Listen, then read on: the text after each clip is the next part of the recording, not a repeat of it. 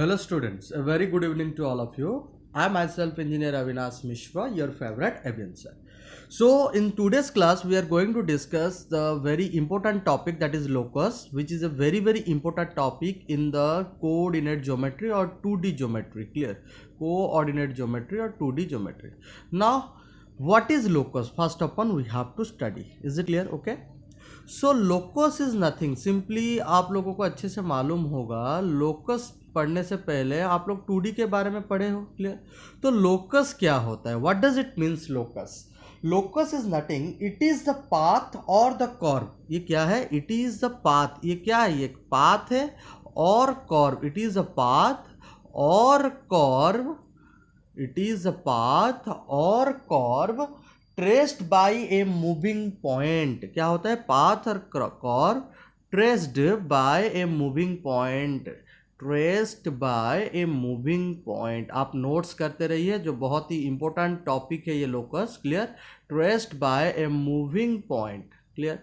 तो लोकस हम लोग वही चीज को बोलते हैं. लोकस क्या है? ये एक पाथ है और एक कर्व है जो ट्रेस करता है किसके वजह से? By a moving point satisfying the given condition. जो कंडीशन गिवन रहता है, satisfying the given condition. Satisfying the given condition. तो ये क्या चीज है? अभी थोड़ा प्रैक्टिकली हम लोग उसको पढ़ने वाले हैं. क्लियर? Is it? तो ये जो चीज अभी है, तो अभी हम लोग अगर इसके बारे में देखेंगे तो in depth knowledge of the locus, अगर हम लोग इसके बारे में जाएंगे, the in depth knowledge of the locus of a moving point is must for anyone to study about curves. तो वी कैन से लोकस मतलब क्या होता है ना, स्टडी अबाउट कर्व्स. उसको हम लोग बोल सकते हैं study about curves. Clear? Thoroughly lecture को सुनिए और नोट डाउन करिए, जो बहुत ही इंपॉर्टेंट लेक्चर है. Study about curves. Is it clear? तो अगर स्टडी अबाउट कर्व्स है, because every curve is a locus of a moving point under certain geometrical condition. जब भी कोई ज्योमेट्रिकल कंडीशन रहता है तब हम लोग लोकस निकालते हैं. Suppose when we put our pen on a paper, when we put our pen, suppose this is my pen, I am putting it here over here. Clear? मैं पेपर के ऊपर में लगाया हूँ. Clear? on a paper, keep it at rest, then we just get a point. We just get a point. But when we move the nib of the pen, then we will get a curve. Suppose देखो मैं यहाँ पे रखा था, ये dot आया था, मैं इसको सपोज मूव करूंगा, ऐसा मूव किया नब को, तो what I am getting a curve. तो मुझे क्या मिल रहा है यहाँ पे आई एम गेटिंग ए कर्व. ये चीज आप मार्क करिए. तो कोई भी पॉइंट से, तो that's why it's a path और curve traced by a moving point satisfying the given condition. तो the formation of a curve is due to path made by moving point. तो ये जो फॉर्मेशन कर्व हुआ, क्यों हुआ? Due to path made by moving point. ये जो moving point path किया उसी के हिसाब से होता है. तो any curve we are studying, just like जो हम लोग बोलते हैं कर्व कहे तो हम लोग मोस्टली अंडरस्टूड करेंगे that is hour straight line portion, जो बहुत ही इंपॉर्टेंट है. नहीं तो हमारा सर्कल है. Is it clear? सर्कल. नहीं तो हमारा पैराबोला. ये सब का हम लोग लोकस निकाल, बिकॉज ये सब मूविंग पॉइंट के वजह से होता है. पैराबोला हो गया आपका, एलिप्स हो जाए, समझ में आ रहा है कि नहीं? एलिप्स हो जाए, और हाइपरबोला. ये सब का लोकस हम लोग को निकालना है. Are you getting me? Clear?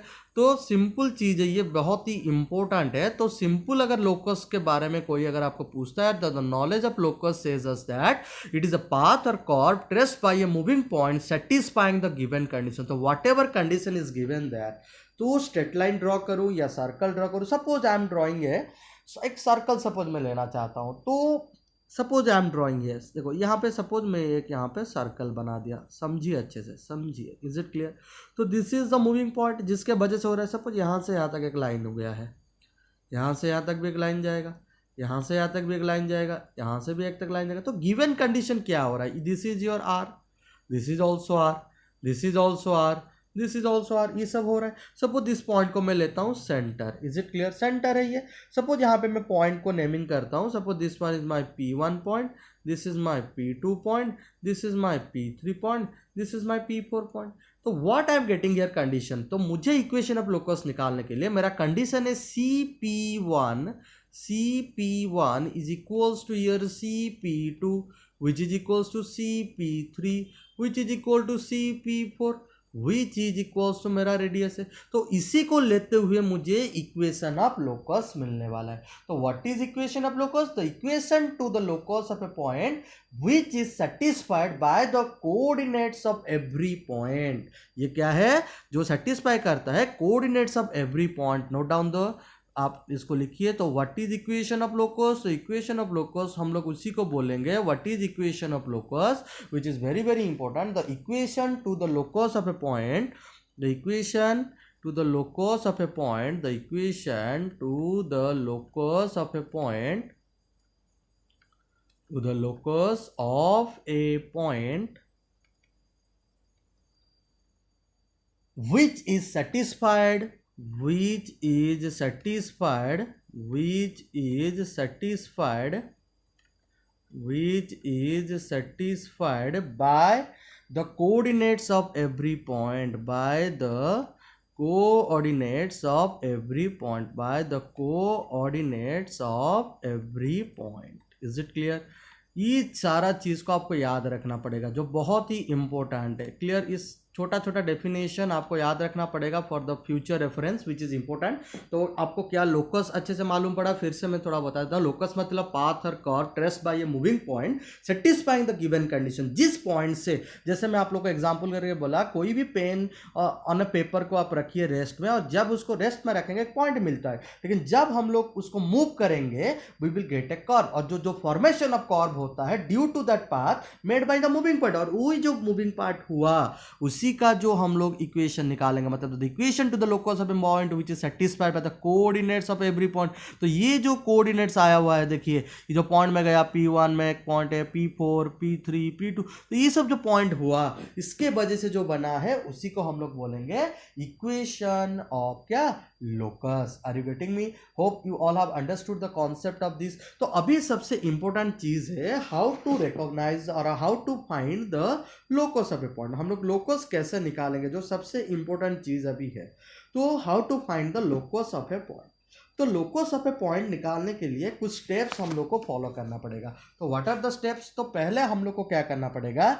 Assume the coordinates. I am writing here the steps. तो स्टेप्स फॉर फाइंडिंग और एल्गोरिथम। तो पहले क्या करेंगे हम लोग? एज्यूम करेंगे। तो स्टेप में फर्स्ट पॉइंट क्या बोलता है? What are the first point of the steps? अच्छे से इस सब नोट्स लिखते रहिए जो बहुत ही इंपॉर्टेंट। तो फर्स्ट स्टेप आप लोग को क्या बोलता है? तो what is the first step? First step बोलता है assume the coordinates of point. Assume the coordinates of the point. Assume the coordinates of the point. Coordinates of the point.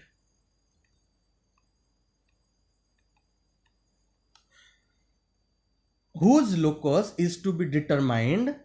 Whose locus आप मेरे साथ ही लिखते रहिए। Whose locus is to be determined, is to be determined by h, k, determined by h, k। तो हम लोग उसको assume करेंगे कोऑर्डिनेट्स पॉइंट्स को h, k करके। उसके बाद क्या करेंगे? Apply the given geometrical condition. जो गिवन कंडीशन दिया होगा, apply the given geometrical condition, apply the given geometrical condition। तो whatever geometrical condition is given there, apply the given geometrical condition। तो जो भी condition given है उसमें हम लोग इसको apply करेंगे। Is it clear? Then what does third point says? तो third point says that transform the given geometrical condition। तो क्या करेंगे हम लोग? transform करेंगे। transform the given geometrical condition, transform the given geometrical condition into algebraic equation, तो उसको हम लोग क्या कन्वर्ट करेंगे? algebraic इक्वेशन में कन्वर्ट करेंगे, into algebraic equation, and simplify the equation as far as possible, and simplify, उसको हम लोग क्या करेंगे? सिंप्लीफाई करेंगे। वेरी इजीली हम लोग इसको याद रखने वाले हैं और उसको हम लोग क्या करने वाले हैं? सिंप्लीफाई करेंगे। Is it clear? तो what is number 4 point says? तो नंबर 4 पॉइंट लास्ट को क्या करेंगे ना हम लोग? रिप्लेस h बाय, तो हम लोग जो h को लिए थे तो रिप्लेस करेंगे, तो replace h by x H को हम लोग एस में रिप्लेस कर देंगे एंड के बाय वाई, एंड के जो लिए थे पॉइंट उसको हम लोग वाई में रिप्लेस कर देंगे, K by Y to get the required equation, to get the required locus, to get the required locus। देखिए तो what is the difference between equation and locus. देखिए अभी सबसे पहले माइंड में एक चीज आएगा, लोकस और इक्वेशन में क्या फर्क है। देखिए इक्वेशन ऑफ लोकस में the equation of the locus is the relation which exist between the coordinates of all the point on the path and which holds for no other points except those lying on the path। तो यहां पे क्या करते हैं ना, हम लोग point को रिलेटेड करके जो इक्वेशन निकालते हैं उसको लोकस बोलते हैं, जिसमें से ओरिजिनलिटी आता है। समझ में आ रहा है कि नहीं आप लोगों को, ओरिजिनलिटी आता है। एक ग्राफ कर्व जब भी ट्रेस होता है, किसके वजह से ट्रेस होता है, पॉइंट के वजह से ट्रेस होता है, तो उसमें से हम लोग को क्या मिलता है ना, ओरिजिनलिटी आता है। इसी को हम लोग लोकस बोलते हैं। इक्वेशन क्या होता है, डायरेक्टली वो एक्स कमा वाई के फॉर्म में जब गिवन हो जाता है वो इक्वेशन बनता है, लेकिन द बिगिनिंग वो इक्वेशन निकालने के लिए we need the locus, we need the path, in depth knowledge of path. वही समझ में आ रहा है कि नहीं, वही चीज को आपको समझना है। क्लियर। सपोज फॉर एग्जांपल यहाँ पे अगर मैं लूंगा, देखिए फॉर एग्जांपल आप आई वुड स्टडी, सपोज अगर मैं यहाँ पे ले रहा हूँ E P of H comma के, if p of h comma k is a moving point, is a moving point, if p of h comma k is a moving point and a and b, दो point में ले रहा हूं यहाँ पे, and capital a and capital b में ले लिया दो point, are any two fix point, दो ही भी fix point, are any two fix point, are any two fix point, are you getting me. तो एच कॉमा के मूव कर रहा है और ये दोनों फिक्स पॉइंट है। Is it clear.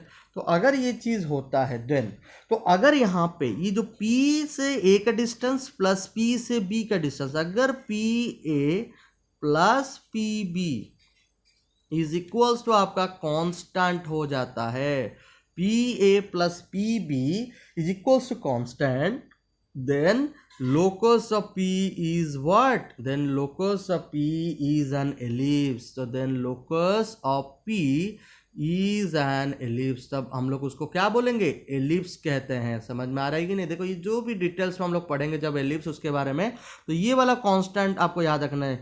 तो जो भी फिक्स पॉइंट है और जो मूविंग पॉइंट से जो डिस्टेंस का एडिशन अगर मिलाने के बाद कांस्टेंट आता है तभी वो एलिप्स बनता है। क्लियर। अगर वही चीज PA minus PB, PA minus PB is equal to constant बन जाए, तो PA minus PB, these are very very important point, you have to remember. PA minus PB अगर इक्वल टू कॉन्स्टेंट हो जाता है, then the locus of P is, then the locus, ऐसे पूरा लिखेंगे, then locus of P is a hyperbola. तो क्या बनता है, हाइपरबोला बनता है, हाइपरबोला। समझ में आ रहा है कि नहीं। जैसे एलिप्स का स्ट्रक्चर कैसा होता है, ऐसा होता है एलिप्स का स्ट्रक्चर। Is it clear. तो कोई भी पॉइंट ले लेंगे, सपोज यहाँ से, यहाँ पे सपोज मैं ले लिया A पॉइंट, यहाँ पे ले लिया B पॉइंट, एरिगेटिंग में ये आपका मूविंग पॉइंट है। तो यहाँ पे अगर PA प्लस PB बन जाता है कांस्टेंट, तो अभी वो एलिप्स कहलाता है। हाइपरबोला का नेचर कैसा आएगा, बाहर में ऐसा जाता है, दोनों साइड ऐसे फॉर्म करके जाएगा। डिटेल्स में पढ़ेंगे जब उसके बारे में हम लोग पढ़ेंगे तो। क्लियर। अगर वही चीज मैं लिखूंगा PA का स्क्वायर, PA का स्क्वायर प्लस PB का स्क्वायर, PB का square, is it clear. PA square plus PB square अगर इक्वल टू कांस्टेंट बन जाता है, constant, then the locus of P is a circle. तो क्या बन जाएगा, सर्कल कहलाएगा। ये चीज आप याद रख लीजिए। समझ में आ रहा है कि नहीं।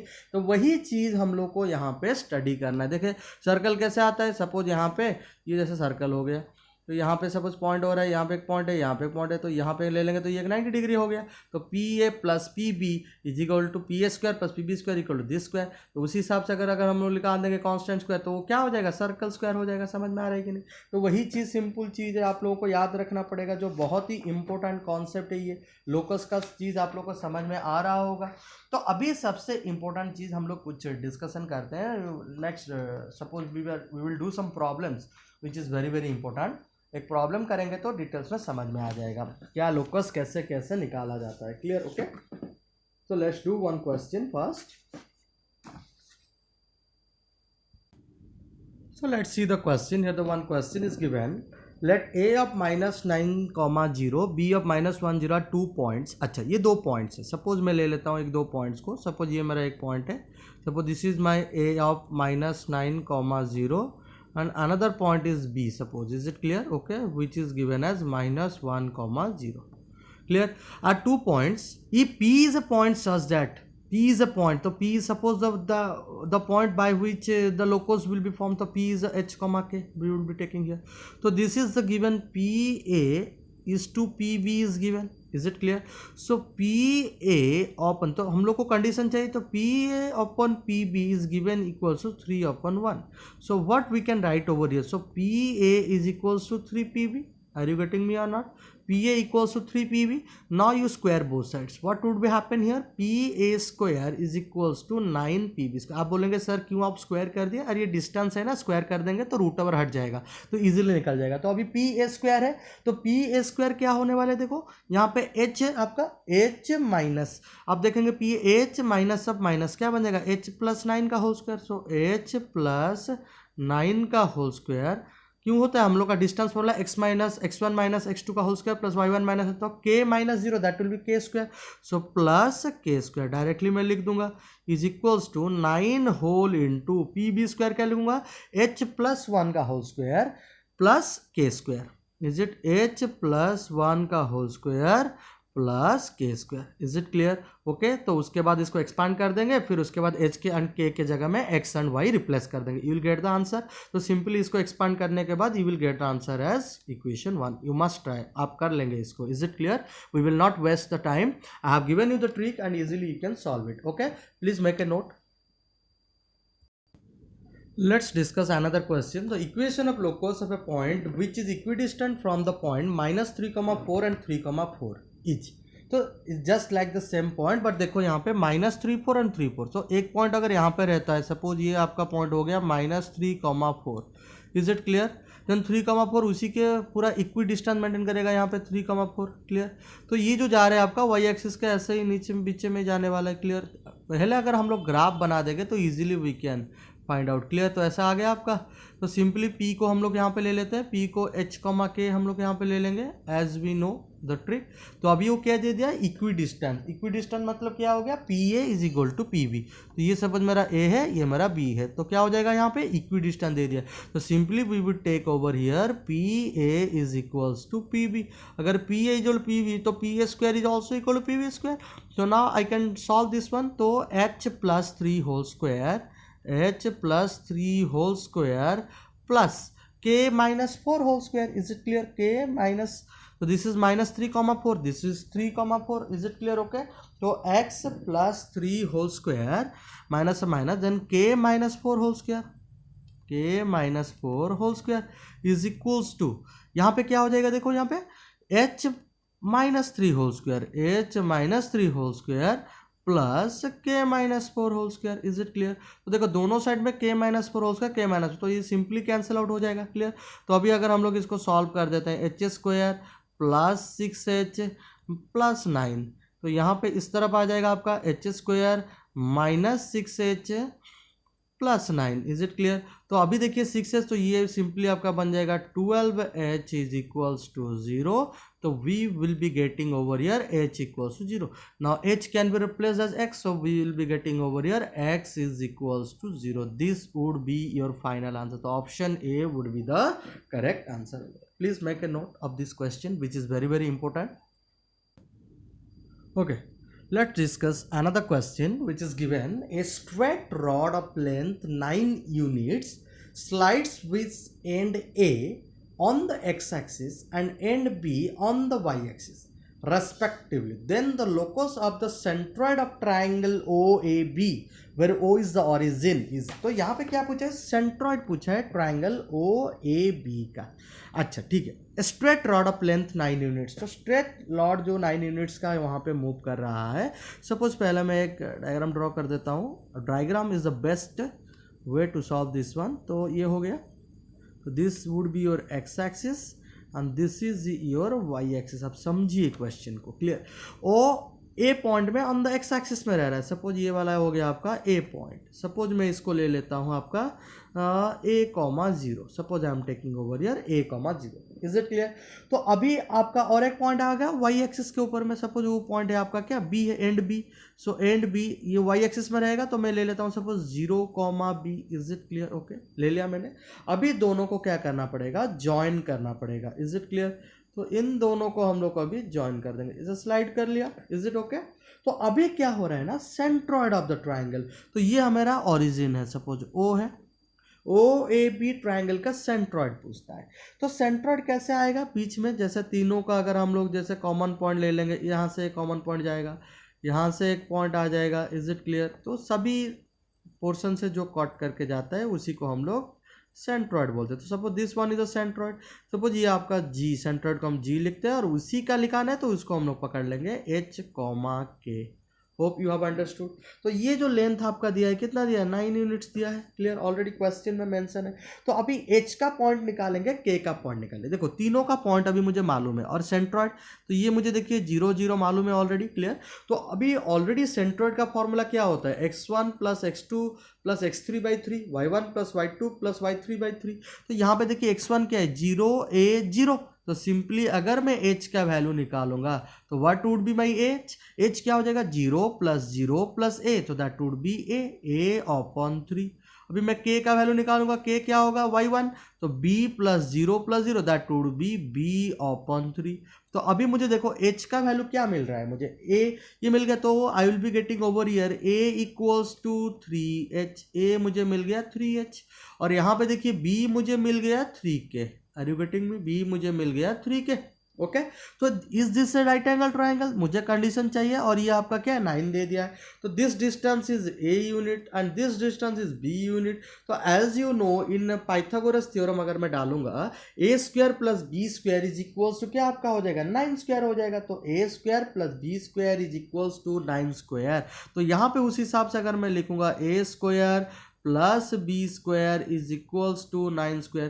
तो ए स्क्वायर मतलब मेरा क्या होने वाला है? यहाँ पे ए है 3 स्क्वायर, तो that would be 9h square plus B square क्या होने वाला है? 9k square is equals to आपका 9 स्क्वायर हो रहा है. तो 9 स्क्वायर को ऐसे ही रहने देते हैं. अभी 9 पूरा कट के हट जाएगा, तो सिंपली आपका क्या हो जाएगा? यहाँ पे देखिए h square plus k square is equals to आपका 9 आएगा. Is it clear? h square plus K square is equal to 9 आ जाएगा. तो उसका मतलब क्या होगा? तो यहाँ पे हम लोग का आंसर अगर देखूंगा तो my answer would be x square plus y square is equals to 9. Please make a note of this question.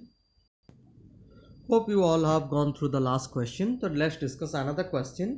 The ends of the hypotenuse of a right angle triangle और 0660. तो एक राइट एंगल ट्राइंगल है जिसका hypotenuse का 2 ends given है. Then the locus of the third vertex is. अच्छा, पहले एक 2D स्ट्रक्चर ड्रॉ करते हैं हम लोग. 2D स्ट्रक्चर पहले हम लोग पेंट करते हैं.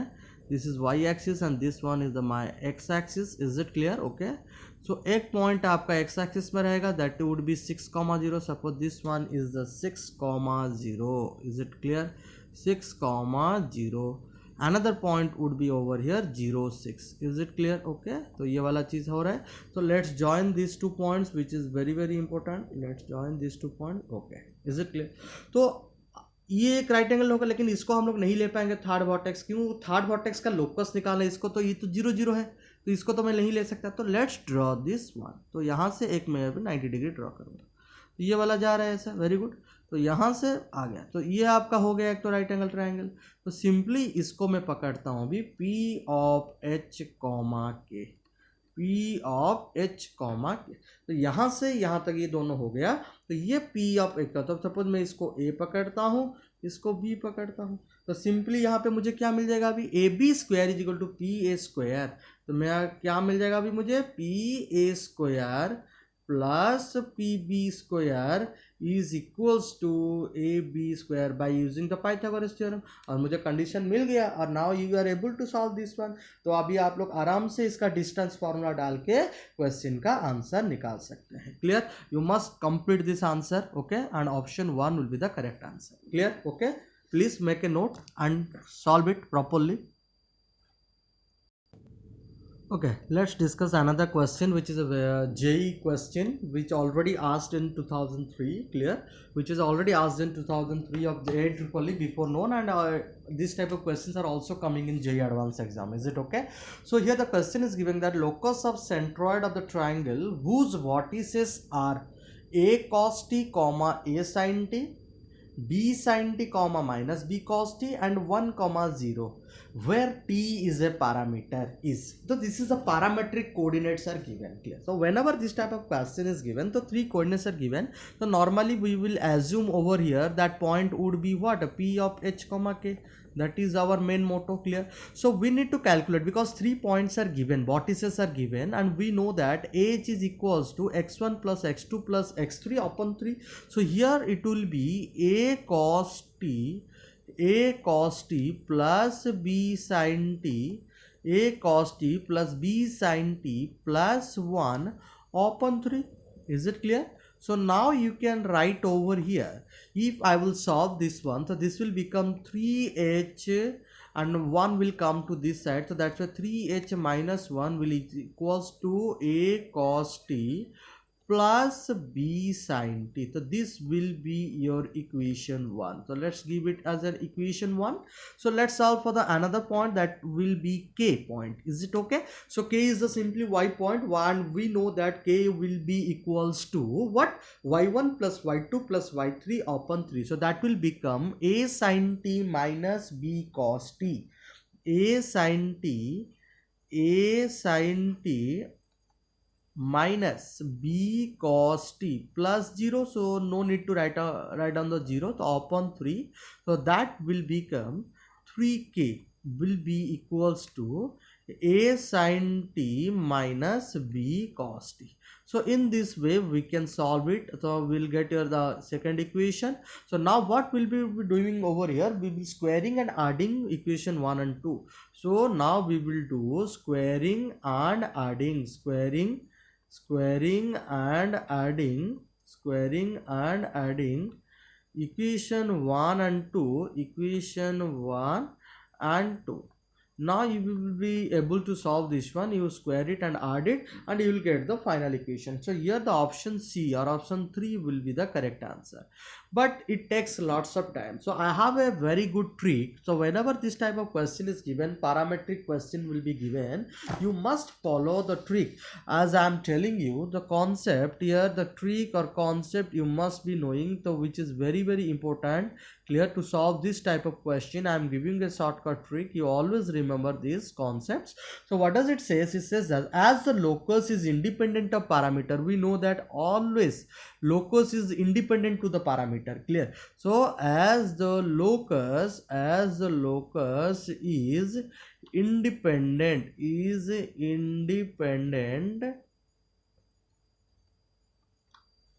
of parameter t, independent of parameter t,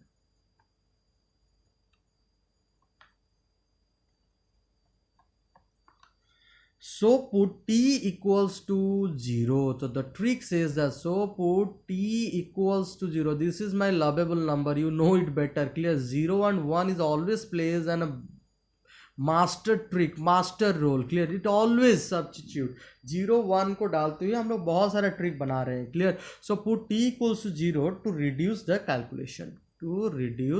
calculation, as you know it better, to reduce the calculation. So you have to remember this trick. Okay, so let's solve that previous question by using this trick. Clear? So how could you solve this one? So simply, if we will put a t equals to 0, then what would be happening here? You just mark here, if we will put t 0, cos 0 will become what? Cos 0 is 1, that will become a. Sin 0 is 0, so that will be cancelled. So sin 0 is 0, that will portion to minus b. So we will be getting our point. So what points we will be getting over here? We will be getting here a comma 0 as one up point. Another point will be the 0 comma minus b, and another point is a constant, that is 1 comma 0. Now you know a plus 0 plus 1, so a plus 1 upon 3 is equals to h. Is it clear? Now 0 minus b 0, so we know that minus b upon 3 is equals to k. Clear? So that is the h is a x and k is a, simply you can take it as a x and this one take it as a y. So after then you know how to put these values of x and y in the options and you will be getting the answer.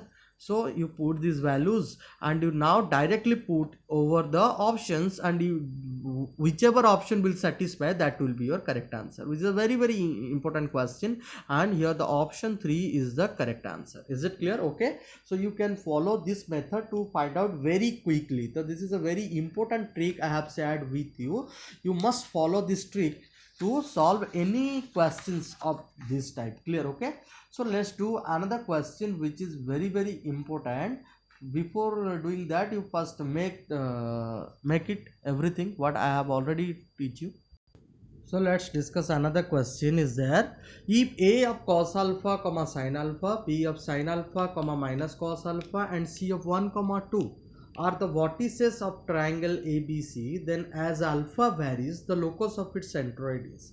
The normal method, you know, you find out the h, k, then after squaring and adding the equation, you will get the answer. But I have given you the shortcut trick and you can follow that shortcut trick to solve this type of question. So simply alpha is simply independent.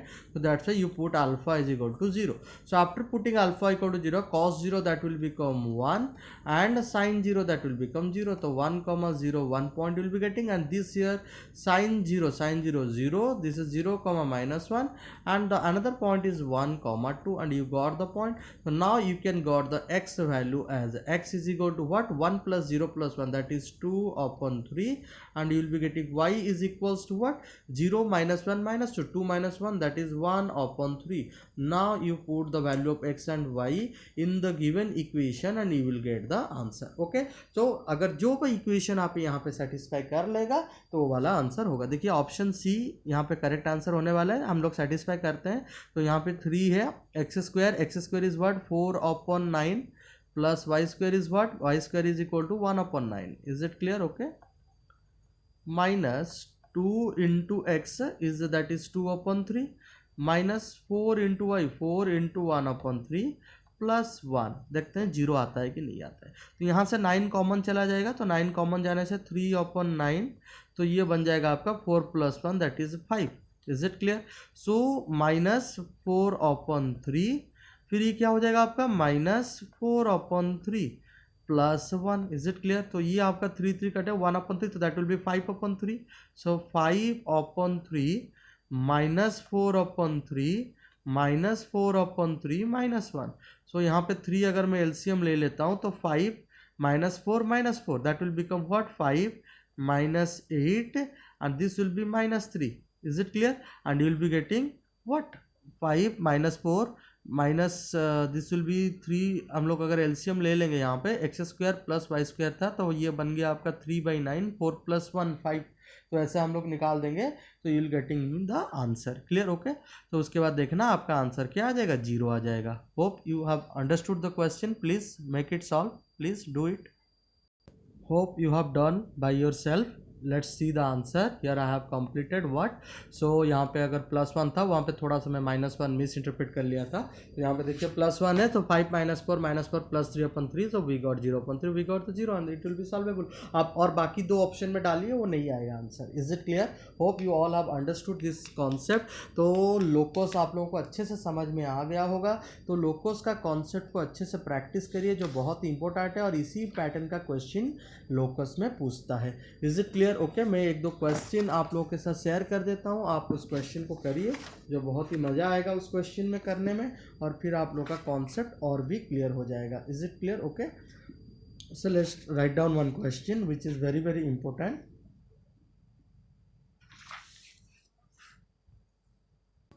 So let's do these questions which is very very important. Here the 3 questions I am giving you. Find the locus of the point P such that sum of the squares of the distances from P to and P to B is a fixed positive constant. Is it? Second question is given that find the locus of a point moving in such a way that its distance from fixed point O is always constant and equal to R. Third question, let A of 2 comma minus 3 and B of minus 2 comma be vertices of triangle ABC. If centroid of triangle ABC moves on the line 2x plus 3y equal to 1, then find the locus of vertex C. Clear? So you solve these 3 questions which is very very important. In the next video, next class we will discuss the translation and rotation of axis along with some important questions and some important tricks I will share with you. Those are very shortcut tricks and important tricks I will share in the next class. So from उससे पहले आप लोग यहाँ तक पूरा complete कर दीजिए, then after we will proceed. Thank you very much for watching the video. Thank you. And you must answer the question, and मुझे आप सारा क्वेश्चन का आंसर कमेंट सेक्शन में दीजिए. I am waiting your answer. Is it okay? Thank you. Bye bye.